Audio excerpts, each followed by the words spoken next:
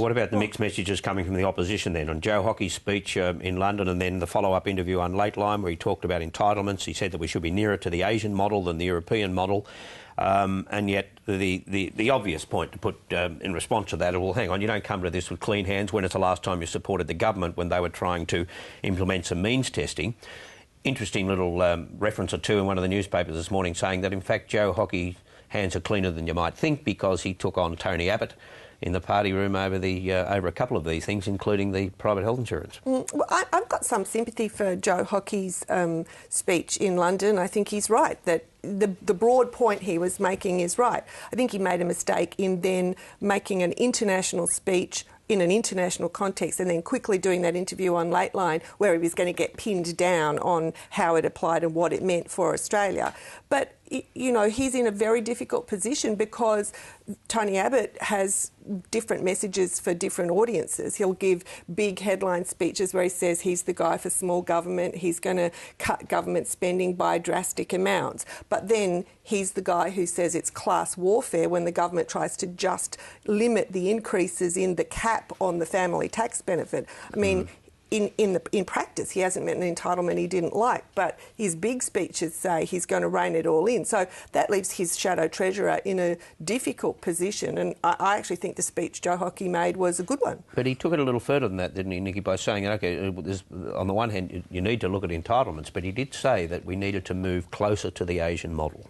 I think Joe's problem was not so much the speech, but the interview after, where he got himself tangled up in knots a bit. I think if he had left it to the speech I thought was very good and made some very good points, but then he went on Lateline and he didn't really have a clear enough idea in his head, I think, about how it would apply back home, and that was the mistake. So I think what that shows there is that Joe probably needs remedial media training, as does Andrew Robb probably. But, you know, Lenore is right. They are trying to, you know, set a course for the Liberal Party, for a Liberal government, on what the parameters will be.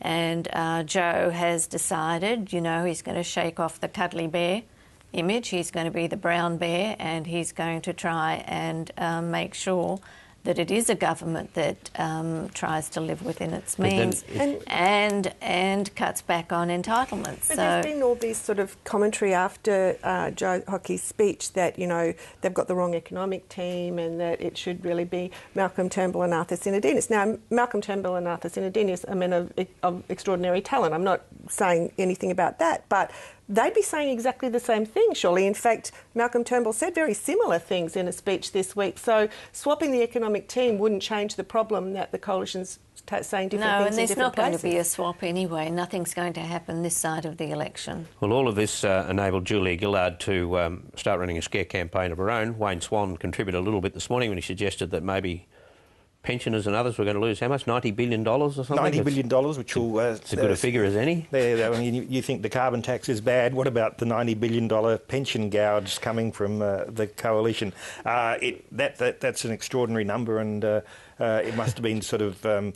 Perhaps it was on the menu at the restaurant in Washington. There was a 90-something, and he thought, oh, that's a good number, let's take that one. Well, let's hear from Julia Gillard. And sorry, Nikki, before we go on, Julia Gillard and Tony Abbott on this. What Mr Hockey is talking about is huge, widespread cuts to the supports that families need, whether it's childcare, family payments, the pension, carers' benefits, the supports that many families rely on to get by day to day. Well, Joe was making the very obvious point that governments have got to live within their means.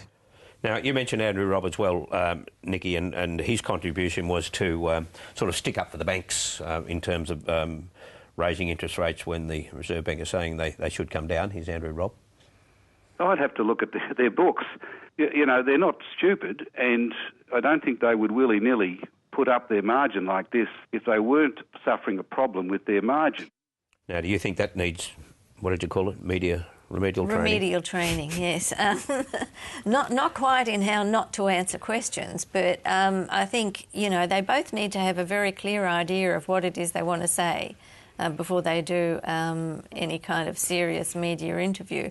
And it seems to me that they allow themselves to be sidetracked. Now, I'm not saying that they should end up sounding like robots, which a lot of people in the government do now, but there are ways of handling these kind of issues, and I think they've fallen down a few times on that. Could I just make the other point about Gillard?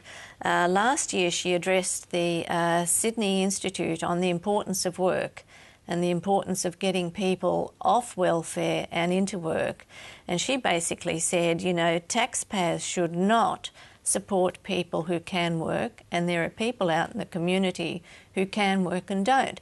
So there is a similarity there in that kind of message too. She probably expressed it a bit better than Joe did, but, you know, what's the difference between what she's saying and what Joe's saying? And the other thing about Andrew Robb is that I don't think it's very helpful for your finance spokesman to go out one day and say something that a day or two later the Governor of the Reserve Bank says is nonsense.